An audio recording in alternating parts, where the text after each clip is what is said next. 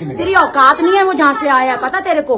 तुम्हें मेरी custom officer का बेटा है वो, पॉलिटिशियन है उसका बाप। तू क्या औकात है तेरी आने की वहाँ पे? तो भाई ये भूंडे से मुंडे वाली औरत जो अपनी राक्षसी शक्तियों का प्रदर्शन कर रही है और एकदम फूकी हुई बीड़ी जैसी शक्ल लेके जो चिल्लम चिल्ली कर रही है, ये जिसके बारे में बोल रही है कि कस्टम का लड़का है और नेता का पॉलिटिशियन फलाना दिमाग जो भी ये बकबक कर रही है, मुझे समझ नहीं आता इन जैसे लोगों की प्रॉब्लम क्या है। घटना समझते हैं। तो ये मामला है कैपिटल दिल्ली के मालवीय नगर का, जहां पर एक अपार्टमेंट में रह रही 3 अरुणाचली गर्ल्स ने एसी लगवाने के लिए एक मैकेनिक को बुलाया। और ऑब्वियसली जब हम एसी लगाते हैं तो ड्रिलिंग होगी जिससे डस्ट उड़ती है, ये बात हम सभी जानते हैं।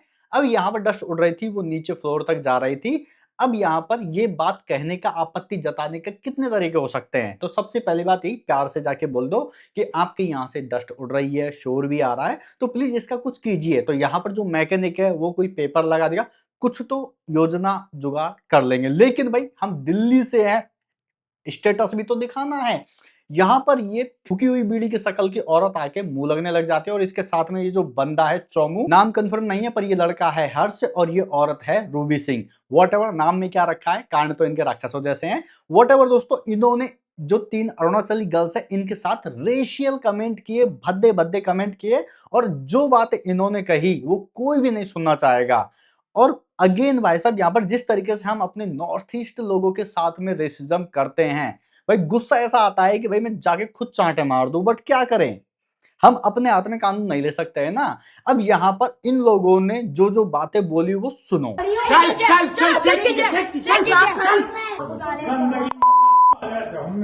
मसाज पार्लर, तू यहाँ में मसाज लेने वाली टर्ची बुढ़ा। मेरा कितना बुढ़ा है पता चलेगा तेरे को। जाना 35 साल का लड़का तेरे यहाँ बुढ़ा होता होगा, क्योंकि ड्रग्स इतने करते हो तुम लोग। हमारे यहाँ 35 साल में एक्चुअल जवान होते हैं। और इस तरीके से रेशियल कमेंट कर रही है, अब्यूज कर रही है। उसके बाद में ये फुकी हुई बीड़ी जैसी शक्ल की रुक नहीं रही, ये दादागिरी दिखा रही है, चोरी ऊपर से सीना जोरी धौंस दे रही है कि इसके पास ये लड़का जो है उसके बारे में कि यहाँ पर जाने की औकात नहीं है, ये कस्टम्स का लौंडा है, ये किसी नेता का लौंडा है। तेरी औकात नहीं है, वो जहाँ से आया है पता तेरे को? तुम्हें मेरी कस्टम ऑफिसर का बेटा है वो, पॉलिटिशियन है उसका बाप। तू क्या औकात है तेरी आने की वहाँ पे? वहां पर भी अरुणाचली सिस्टर ने जो जवाब दिया, जो तर्क दिया, वो एक वेल एजुकेटेड पर्सन ही दे सकता है। उसने बोला पॉलिटिशियन को कौन इलेक्ट करके पॉलिटिशियन बनाते हैं? हम इलेक्ट करते हैं, हम इलेक्शन लेते हैं। कि नेता को इलेक्ट कौन करता है, हम चुनते हैं नेता को। और इतना भी सुनने के बाद में अगर इनमें बेशर्मी नहीं है तो क्या बोल सकते हैं। ये वो लोग हैं जो भाई साहब 500-500 रुपए दे दे के इनके बाप जीत जाते हैं किसी चुनाव में और फिर अपने दादागिरी करते फिरते हैं। एंड भाई साहब यहाँ पर ये बंदा मिडिल फिंगर दिखा रहा है इन लड़कियों को, ये इनकी सभ्यता है। अरे भाई साहब शर्म कर लो, नेक थोड़ी सी है।